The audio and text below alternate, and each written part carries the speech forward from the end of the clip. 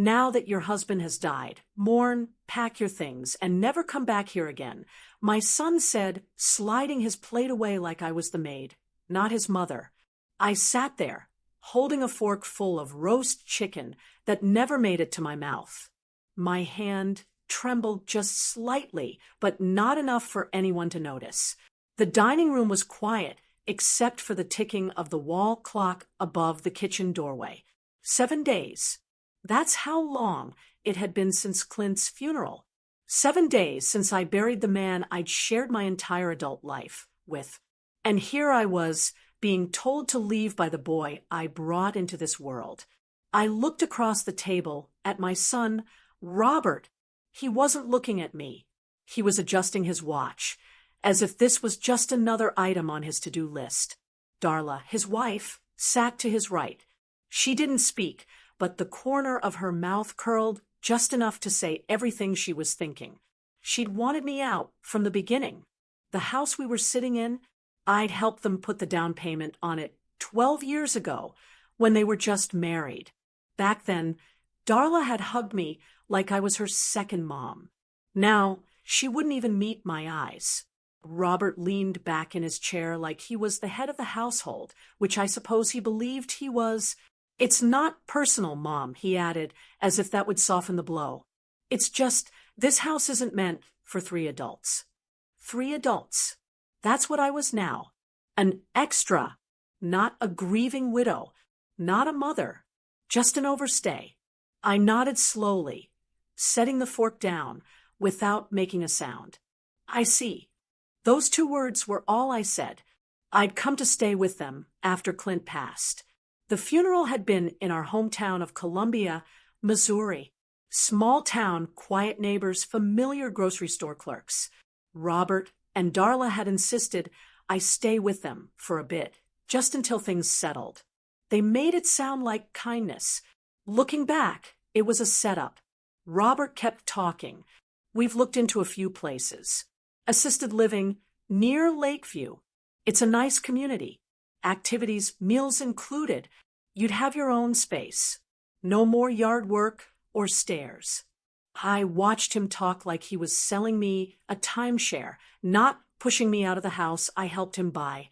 And Darla just kept eating, silent, cutting her potatoes like nothing was happening. Robert, I said, my voice steady, I've been here for 6 days. Are you really telling me tonight that I'm no longer welcome? He shifted. For a moment, he looked uncomfortable, but only for a moment. It's not that you're not welcome. It's just not ideal. Not ideal. Clint used to say that people showed their true selves when there was nothing left to gain.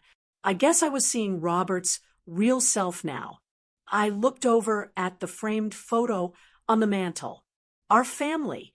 Christmas 2 years ago. Clint had a red scarf on that I knitted myself. Robert's boys, twins, were sitting on his lap, laughing.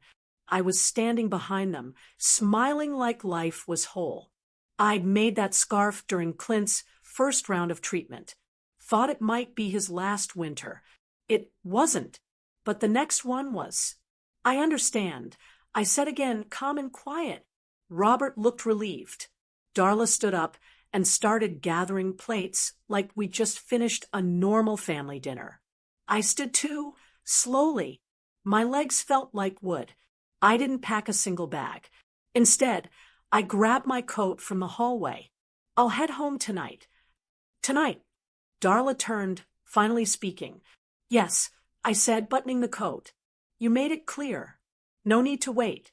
Robert opened his mouth, like he wanted to say something else, maybe something gentle, maybe another sales pitch about Lakeview, but nothing came out.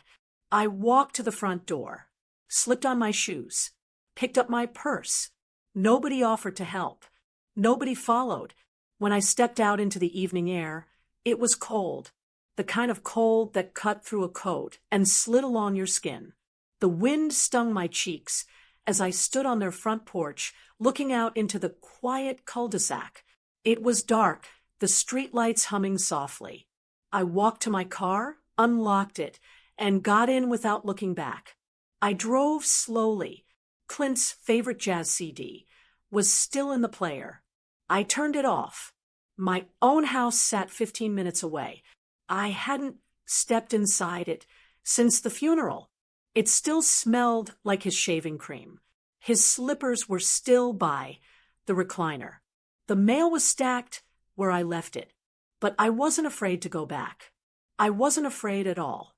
By the time I pulled into the driveway, something inside me had shifted. I wasn't just sad anymore. I wasn't just tired or grieving or lost. Something else had started to take root. Something harder. Something sharper. They thought I was an old woman with nowhere to go. They thought I'd just nod and disappear. But they forgot who I was before I was Robert's mom, before I was Clint's wife. I walked into my quiet house, locked the door behind me, and took off my coat. Then I went into Clint's office and opened the drawer where we kept our important papers. If Robert wanted me to go, fine. But I wasn't going quietly. Not anymore. I sat down at Clint's old desk, the one he'd kept since we moved into this house 22 years ago. The chair still creaked under me the same way it did when he leaned back to read the paper. I ran my hand across the desk surface. It felt smooth and cool, untouched for over a week. His glasses were still folded by the lamp.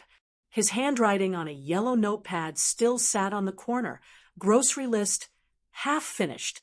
I turned to the small filing cabinet behind the desk. It was locked, as always. Clint was careful with our finances. Not secretive, just responsible.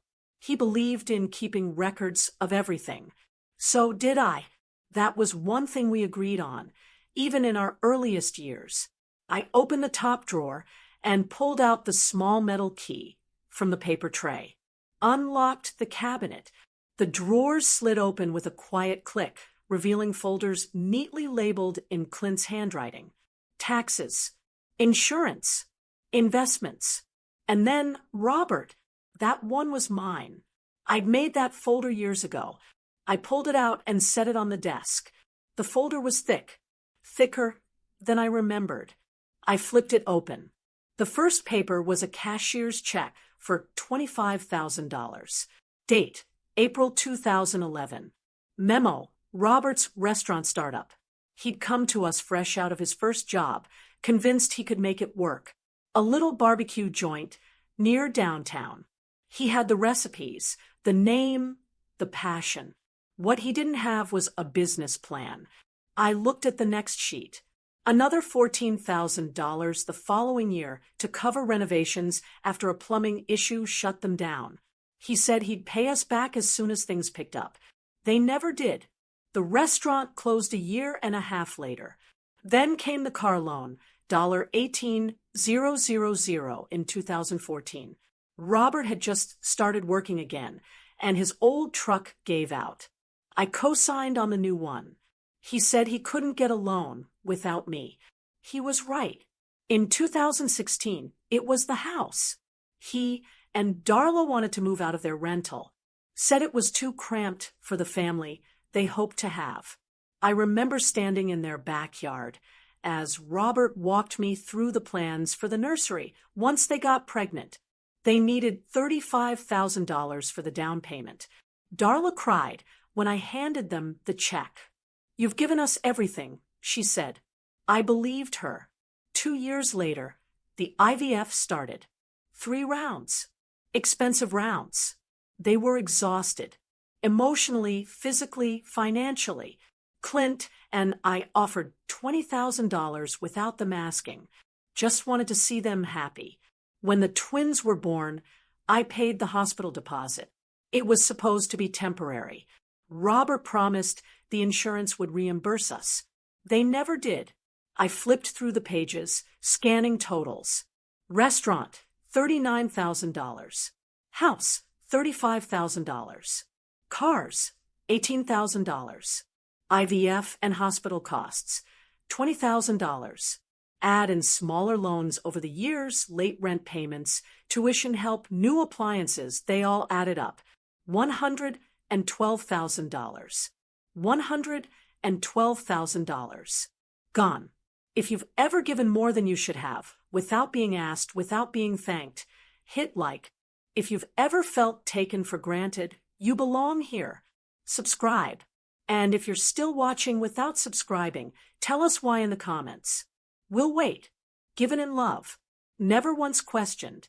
And now here I was, pushed out like some forgotten guest, overstaying her welcome.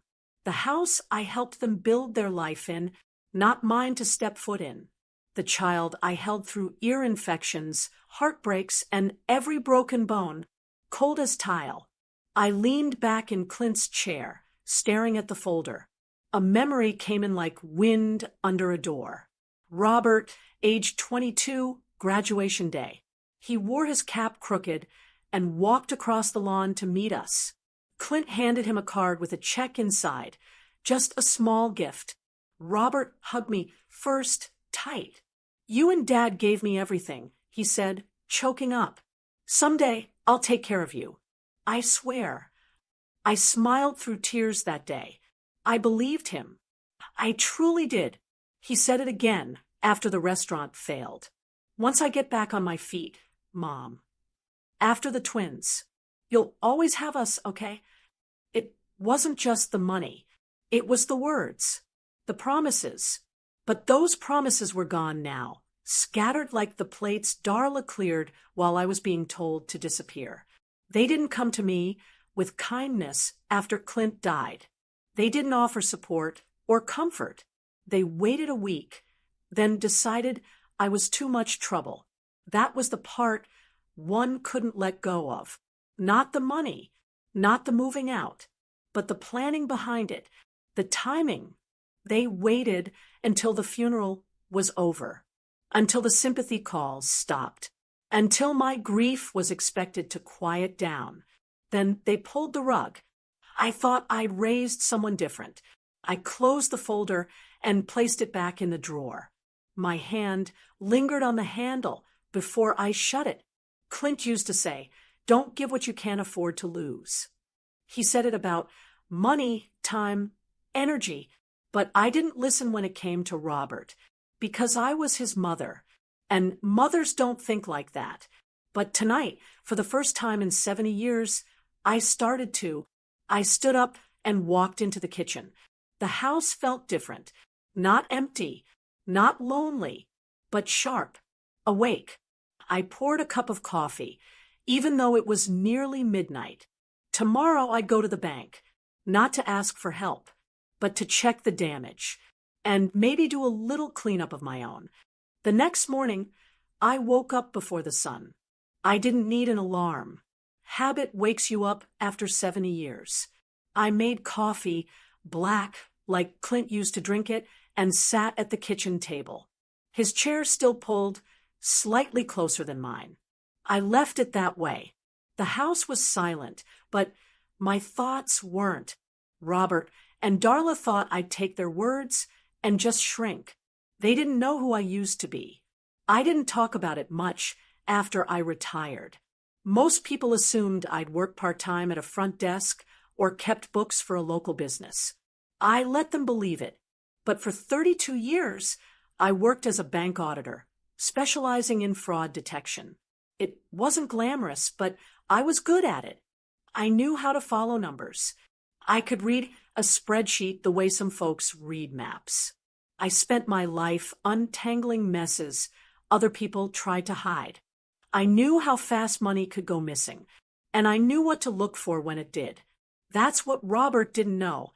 After breakfast, I walked down the hall to my home office. I hadn't used it much since Clint got sick, but everything was still in place. The file cabinet, the old printer, a laptop I kept updated just in case.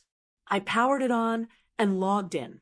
Took me less than 5 minutes to remember all my passwords. Once I was in, I opened a private browser window and started with something simple, property records. Robert and Darla's house had been in their name for 11 years. I remembered when they bought it.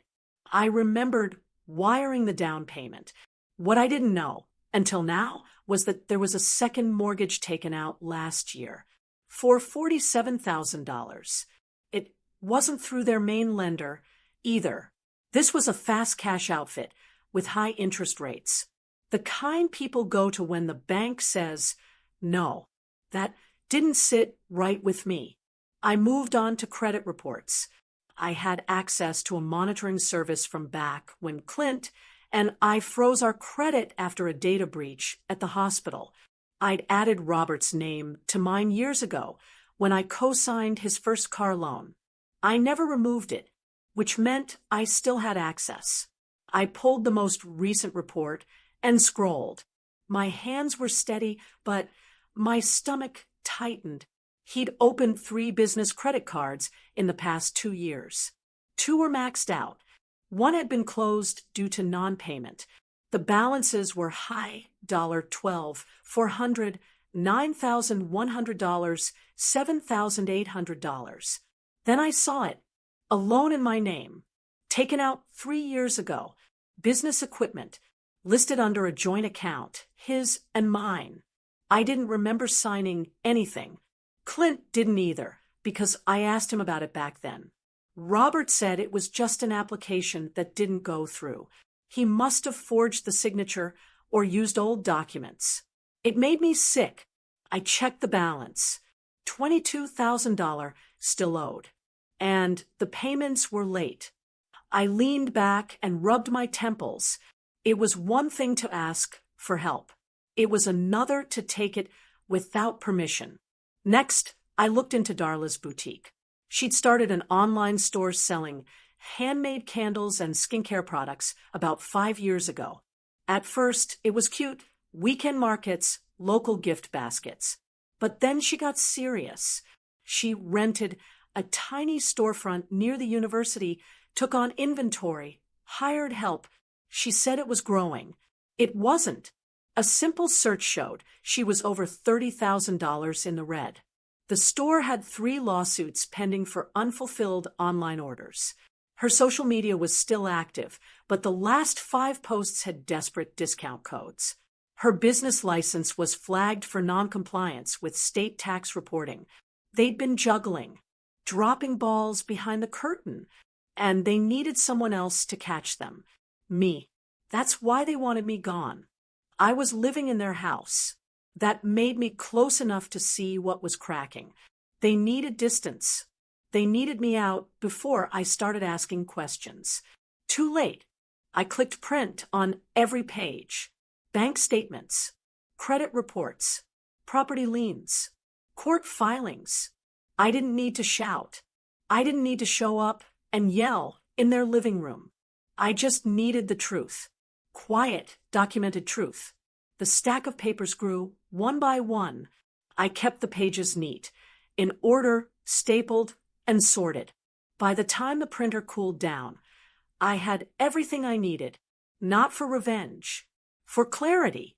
I placed the documents in a fresh manila folder and labeled it in black ink, Robert Financial Exposure. Then I slid it into the drawer next to Clint's glasses. They thought I didn't know how things worked anymore. They thought I'd hand over my future out of guilt or fear. But the truth is, I've spent my whole life watching people make bad choices with money. I'd seen couples fall apart over secrets smaller than these. I'd seen business partners take each other down, trying to hide debts. I never thought I'd see it in my own family. But here we were. As I shut down the laptop and turned off the light, one thing became clear. They weren't just cutting me out. They were counting on me to stay silent. And that's where they miscalculated. I put on my navy blazer, the same one I used to wear back when I still went into the office every Monday morning.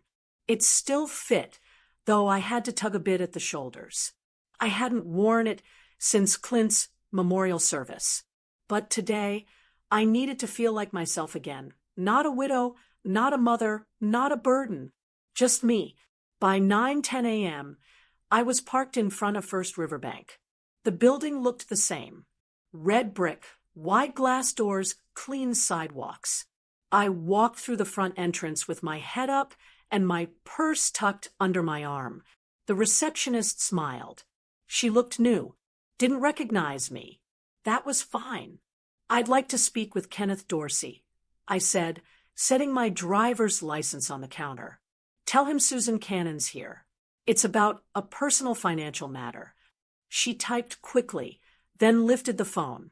A few minutes later, she smiled again. He'll be right out.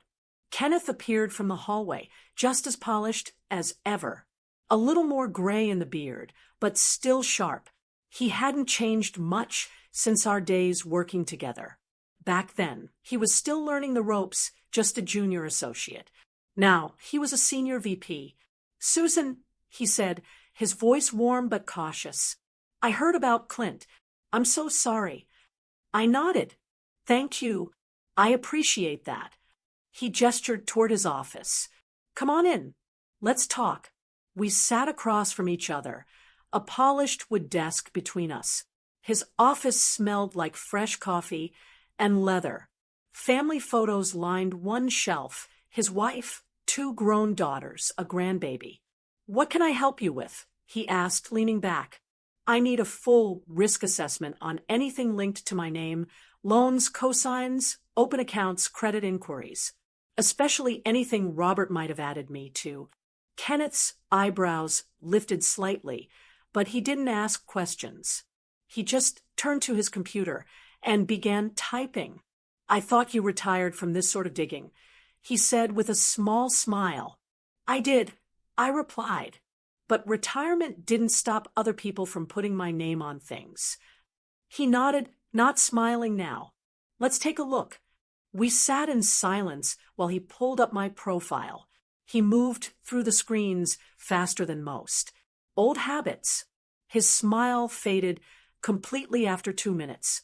Susan, he said slowly, you've got liabilities totaling $86,000 attached to your name. If hearing that number hit you the way it hit me, you already know what to do. Like, share, subscribe, and if you're still undecided, drop into the comments and tell us why you won't hit that red button. We want honesty. I didn't flinch. I already knew. There are 3 open lines connected to Robert's business. 2 are unsecured loans. You're listed as a co-borrower. The 3rd is an equipment lease where your signature is listed as guarantor. I sat still, legs crossed, hands folded in my lap. Can you tell if the signatures are authentic? I asked. He turned the monitor slightly toward me. Some of these look like scanned copies of old documents. My guess, he used one of your previous cosign forms and had them reused. Technically legal, but ethically... I get it, I said, cutting him off. Are they in default? 2 are 45 days past due. If they hit 60, collections kick in. The equipment lease is already flagged as high risk. 1 more missed payment, and it'll escalate. What happens to me if they go to collections? You'd be responsible for the balance, he said quietly. All of it. I nodded. Figures. He kept typing, his jaw clenched now. I can help you file a fraud notice with the credit bureaus, he said. That'll buy you some time. We can also flag those loans internally and request a signature verification. If they fail, we can challenge the validity of the agreements. Will that hold up? If it goes to court and we show those weren't newly signed by you, yes. But if they used old forms and you didn't revoke access, it gets murky. He paused. I also recommend putting a freeze on your credit immediately, and I can draft a protective order to stop further account changes unless verified by you in person. Do it, I said. Kenneth reached across the desk and took my hand. I hate that you're going through this, but you're doing the right thing. I thanked him, not with words, but by meeting his eyes. It had taken me a long time to come in here, not out of fear, but because I wanted to make sure I did it on my own terms. He stood. Give me 2 days. I'll send you a full report and copies of all flagged items. Send them to my house. No email. No digital copies. He understood. paper trail. Exactly. As I walked out, the receptionist nodded politely. The sun outside was brighter than when I came in. I stopped for a moment before getting in my car. I didn't feel lighter, but I felt more grounded. There's a difference between being hurt and being helpless. And I was done pretending I didn't see what was happening. They thought I was just a mother in mourning. But I was also a woman who knew how money moves, who understood legal timing, who had spent a lifetime making sure other people didn't get burned. I got in the car, buckled my seatbelt, and pulled out of the lot. I didn't need to tell Robert what I'd done. He'd find out soon enough. Back home, I closed the front door and locked it. All 3 locks. Not because I was scared. I just didn't want visitors. I unplugged the landline and silenced my cell phone. Whatever came next, I needed space to think. My house had always been quiet, but now it felt different, still but sharp. I walked through each room, turning on a few lamps. Clint's slippers were still beside the bed. His robe hung on the bathroom door. I left it there, not because I couldn't let go, but because I didn't have to prove anything to anyone. Later that afternoon, a message popped up on my phone. Robert, hope you're okay. Darla found a really nice place in Lakewood for you. We'll come pick you up Saturday and help you get settled. I stared at the screen for a long moment. Then I turned the phone face down on the table. No reply. Lakewood was a 30-minute drive from Columbia. I'd heard of the place. Clean enough. But I knew what it was, a gentle way to make someone disappear. They didn't want me close. Not because they were worried about me being alone, but because I was close enough to see how bad things really were. They needed me out of the picture before I could ask too many questions. Too late for that. The next morning, I called Melissa Carter, a forensic accountant I used to work with on corporate fraud cases. She was tough, discreet, and sharp as a knife. I left her a voicemail asking for a private consultation. She called back that afternoon. Of course I remember you, Susan, she said. What's going on? I need a detailed liability profile pulled on my son and his business. Everything tied to my name, too. Quietly. She didn't ask for more. Give me 72 hours. I sent over copies of everything, loan documents, credit reports, the lease, even screenshots from Darla's failing boutique website. Then I sat back and waited. I didn't go out. I didn't talk to neighbors. I just made tea, read old newsletters, and waited. By Friday morning, Melissa emailed me a full report. It was worse than I'd guessed. Robert and Darla were circling the drain. Their second mortgage was 60 days past due. The business equipment loan was at risk of default. 2 of their credit cards were in collections. And Darla had a tax lien on her boutique from a missed sales tax filing. They were sitting on nearly $140,000 of debt, not including their first mortgage. Melissa had included a summary sheet with 3 bold words at the top. Imminent financial collapse. I printed the report and slid it into my desk drawer. I didn't cry. I didn't get angry. I got ready. That same afternoon, I made 3 phone calls. No explanations, no background stories, just clear, professional asks. The first was to Tom Berkeley, a senior loan officer at Western Federal. We'd worked together on dozens of audits. I asked him to pull Robert's current credit file from their lending system and flag any new applications under my name. He agreed. The second call was to Janice Dupre, a title officer at Riverland Escrow. She was semi-retired but still did work for close clients. I told her I needed a quiet scan of title changes on Robert's property. I wanted to know if anything had moved behind my back. Ownership, liens, transfer attempts. Consider it done, she said. The third call was the most important. Lyle Brennan, attorney.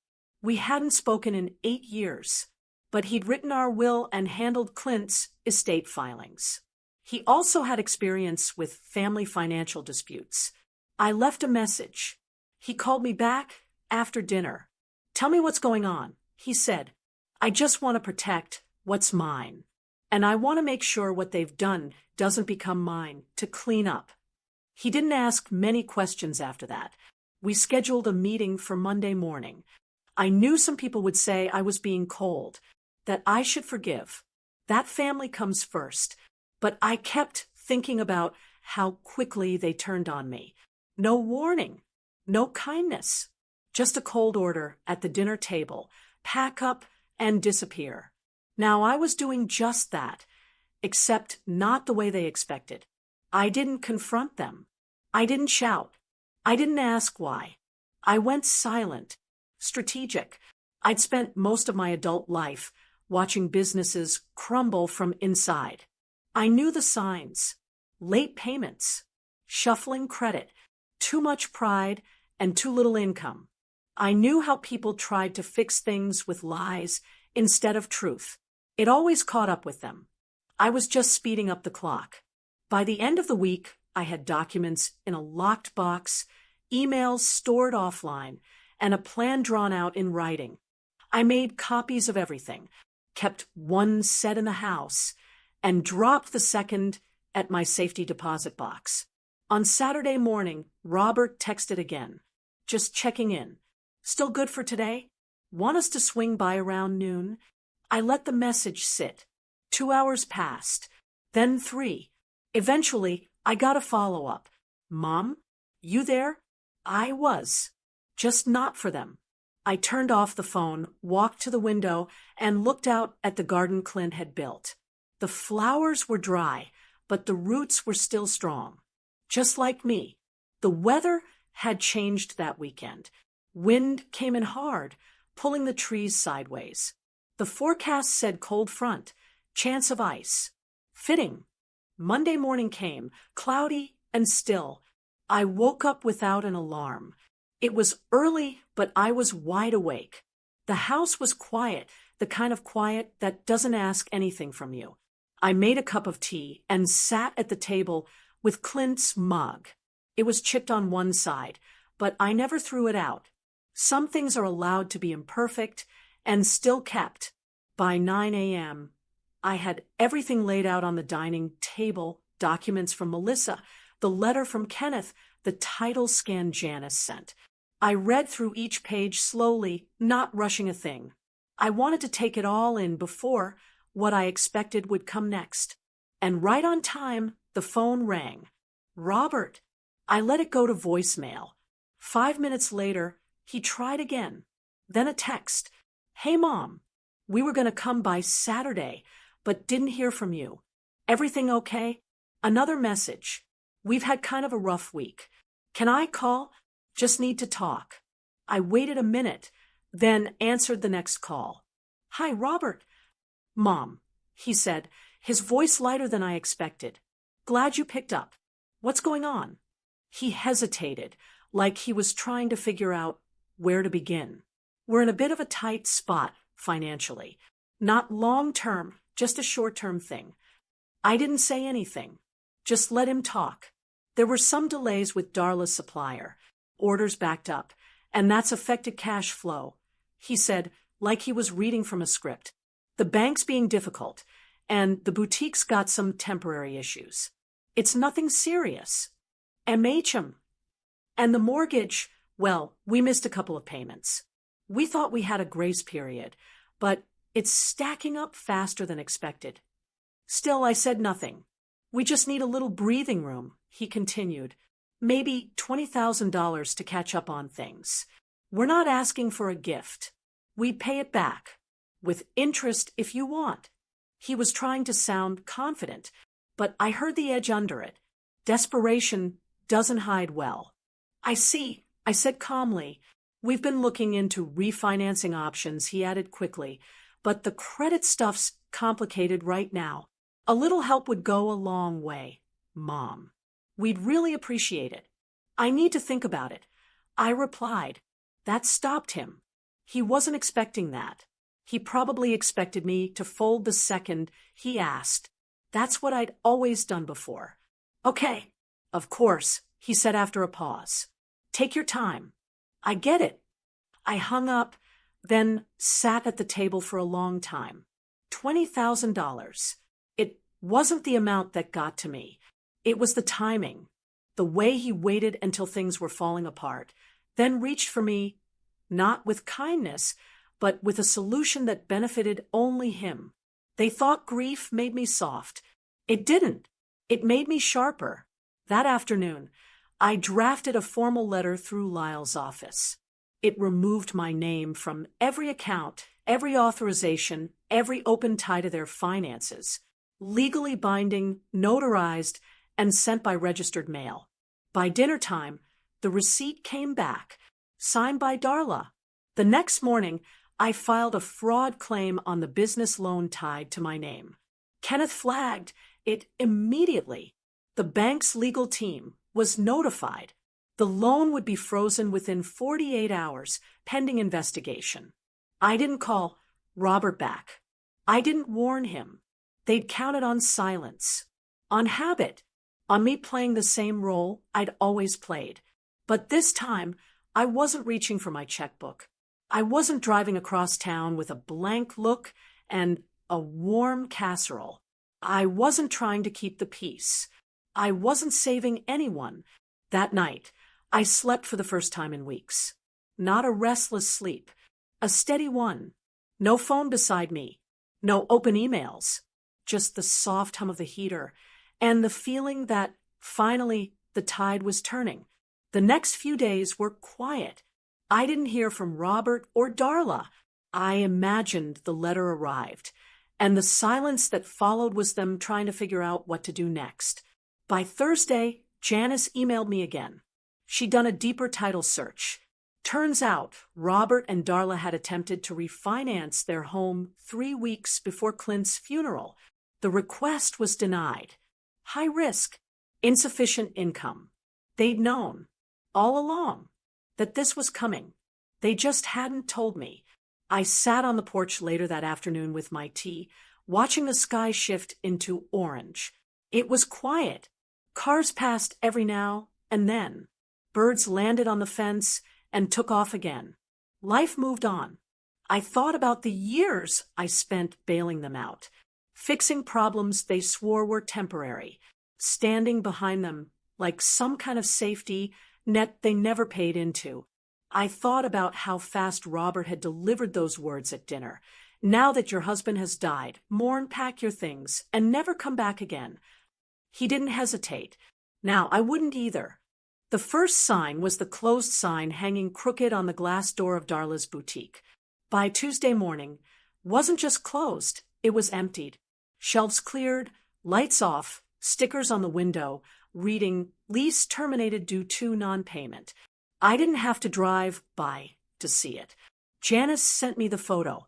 Wednesday, the mail brought a thick envelope addressed to me. I opened it slowly, expecting more bank notices. Instead, it was from the utility company. Robert had put my name as a secondary contact for their account years ago, back when I helped with the first deposit. I'd forgotten all about it. The letter said service had been disconnected. Unpaid bills.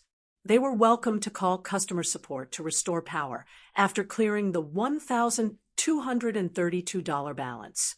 I sipped my tea and read the letter twice. Then I folded it back up and slid it into a drawer I'd labeled hindsight. The next day, I saw him. Robert. He pulled up across the street in a beat-up rental truck. Not his regular SUV, the one I co-signed on. That must have gone back to the lender. He stepped out wearing jeans and a wrinkled t-shirt. I watched from the porch. Not hiding. Not flaunting. His head was down. He didn't look my way. He opened the garage, walked back and forth carrying boxes.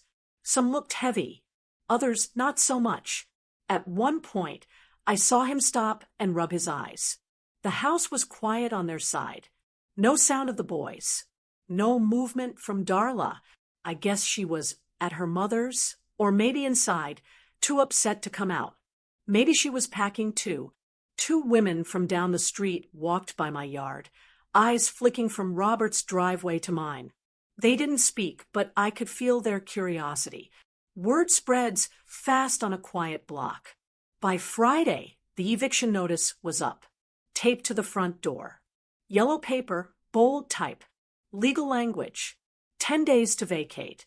I sat in my rocking chair with a blanket over my lap and a cup of coffee in hand. I didn't gloat. I didn't smile. But I noticed the quiet. No lawnmower humming from their side. No kids laughing. Just silence, heavy and stretched out. Robert didn't come over. He didn't text. He didn't call. Maybe he was too ashamed.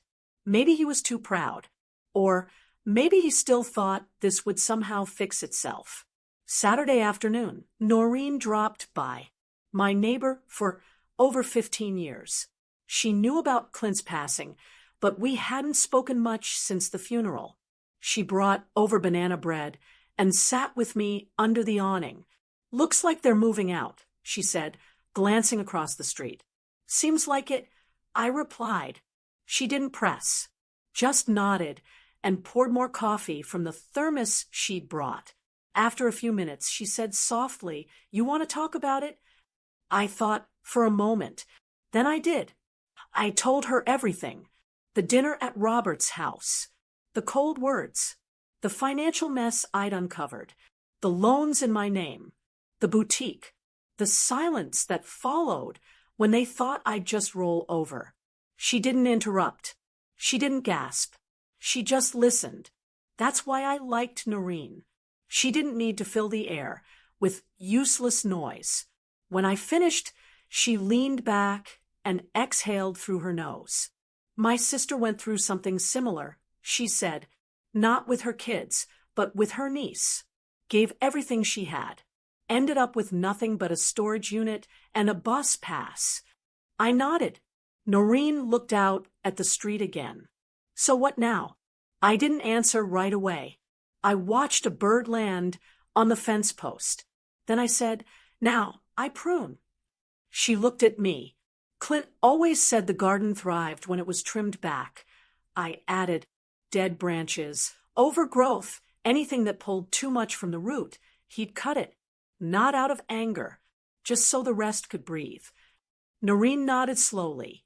"Makes sense." I took a sip of my coffee. The wind picked up slightly, rustling the leaves on the hedge. I watched Robert come out again, this time carrying a broken lamp. His shoulders sagged. His steps dragged. He still didn't look my way. I felt something, but it wasn't satisfaction. It wasn't joy either. It was closure. Not because they were struggling, but because I wasn't part of the cleanup this time. I'd stepped aside. I'd protected what Clint and I built, and I'd given them space to feel the weight of their choices. That was enough for now. It was a Tuesday, late afternoon. The sun was starting to dip behind the trees, casting long shadows across the yard. I had just poured myself a glass of iced tea when I heard it, a knock at the door. Not light, not forceful, just steady. I opened it, and there they stood, Robert and Darla. Their boys were with them, one asleep on Robert's shoulder, the other fussy in Darla's arms. Robert looked like he hadn't slept in days. Shirt wrinkled, eyes red, skin pale. Darla's face was tired, her mouth tight like she'd been clenching it too long. The boy on her hip had dried food on his shirt. No one had spoken yet. "Mom," Robert said, "can we come in?" I stepped back and opened the door wider. "Sure," I said, "you can come in." They walked in slowly, like they weren't sure if the floor would hold them. I led them to the kitchen and pulled out a couple of chairs. I offered water. That was it. No hugs. No small talk. Just water. Robert sat the sleeping boy down on the couch. Darla kept bouncing the other in her arms. She looked down at him like the world was too loud. Robert cleared his throat. We were wrong. I waited. We thought we could handle everything. And when we couldn't, we panicked, he said. I should never have said what I said. That night. I know that now. He looked at the kitchen counter, not at me. Darla finally spoke. We're not asking you to forget everything, but we need help. Real help. I sat across from them, hands folded. Be specific. Robert swallowed. We need money. 15,000. It would give us a chance to reset. Get into a rental. Keep the boys stable. Just enough to get through. I looked over at the boy, still awake. He was playing with a spoon, tapping it softly on the table. For the boys, Robert added. They didn't ask for any of this. I stood, walked to the cabinet, and pulled out a folder. It was thick, worn at the edges. I laid it on the table and opened it slowly. Inside were receipts, check copies, loan documents, and payment histories. Every dollar I had ever given them. Every payment I had made on their behalf. Everything Clint and I had co-signed, covered, or forgiven. I didn't say a word as I turned the pages. The restaurant, the second mortgage, the boutique losses, the business loan in my name, the credit cards, the silent defaults, the missed insurance payments, the frozen accounts. Robert sat back, silent. Darla blinked hard. I reached the last page, Melissa's liability report. I slid it across to Robert.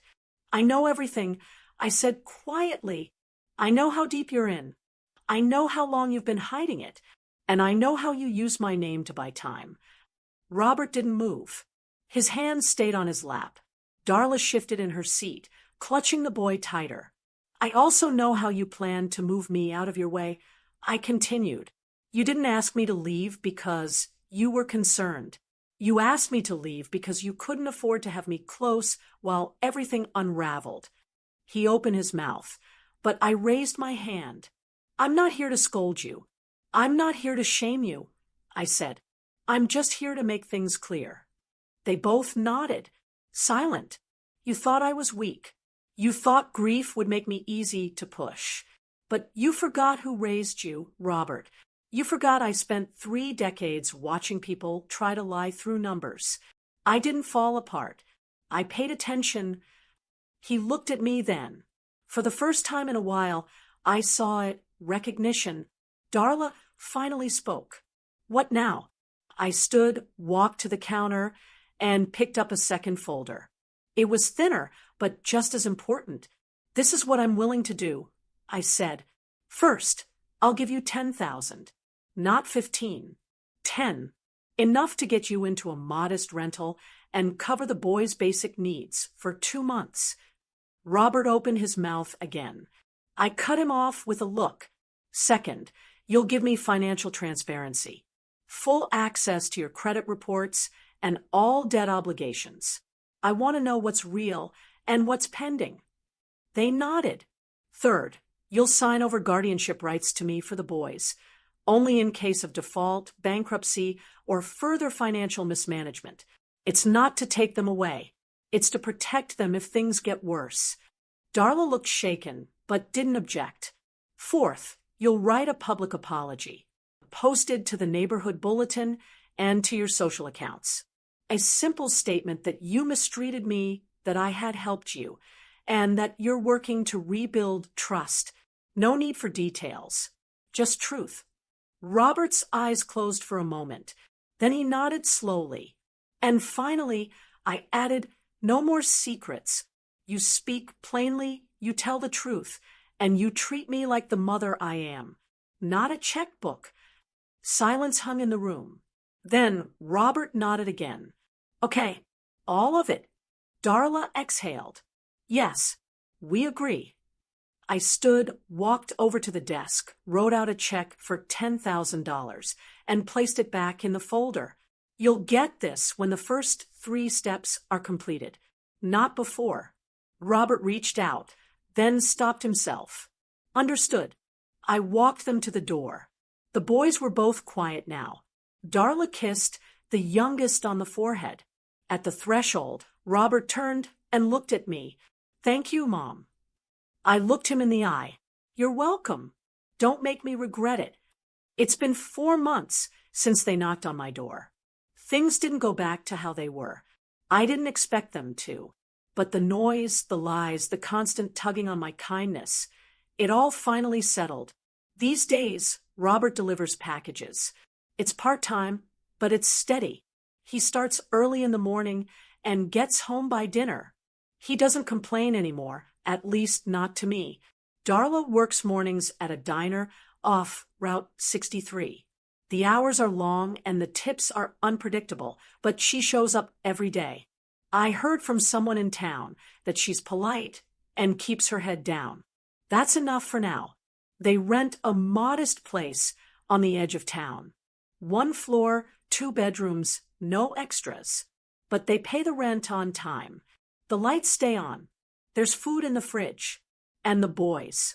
Well, the boys are still young enough to see joy in simple things. I see them twice a week, on my schedule. Robert brings them over every Thursday evening for dinner and again on Sunday afternoons.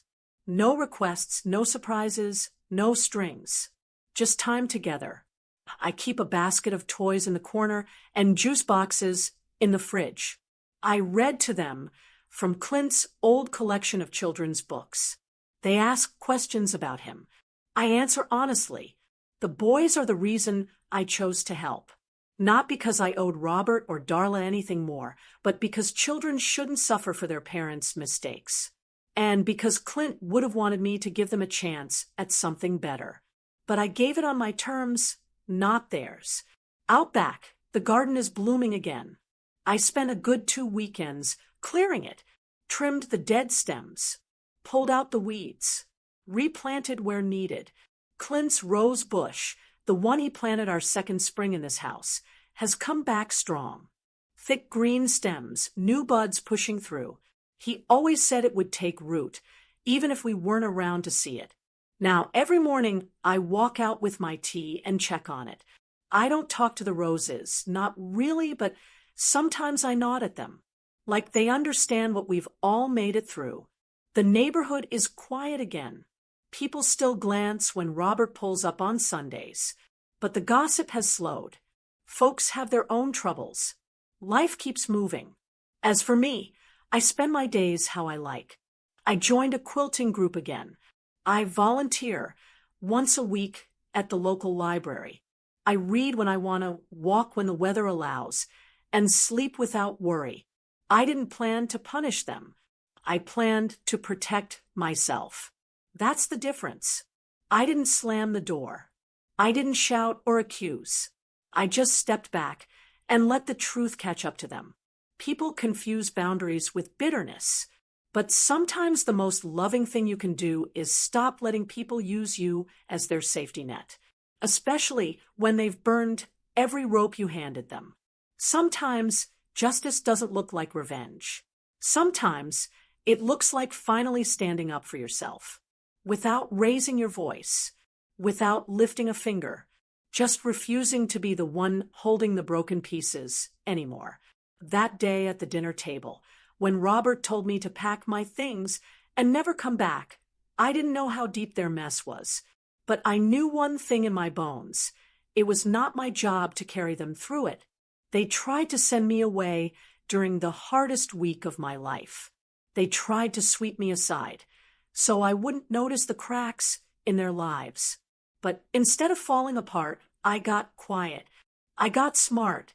I protected myself, piece by piece. That's what this story is really about. Not revenge, not punishment. Power, quiet power. The kind you earn over a lifetime. The kind that doesn't come from money or titles, but from knowing who you are when everything else gets stripped away. And now I sit in my home in the same chair Clint used to sit in. The sun hits the front steps in the morning and the garden in the afternoon. The house feels steady again. The air feels clear. I'm still here, and I'm not going anywhere. Now that your husband has died, mourn, pack your things, and never come back. That was the moment I realized some people only love you when they need you. But some lessons need to be paid for in full. If this story reached something deep in you, do something about it. Like it, share it, and for heaven's sake, subscribe. Still watching and not subscribed? Go on, explain it in the comments. Thank you for watching. Click the video on the left for another story. We'll be right here when you're ready.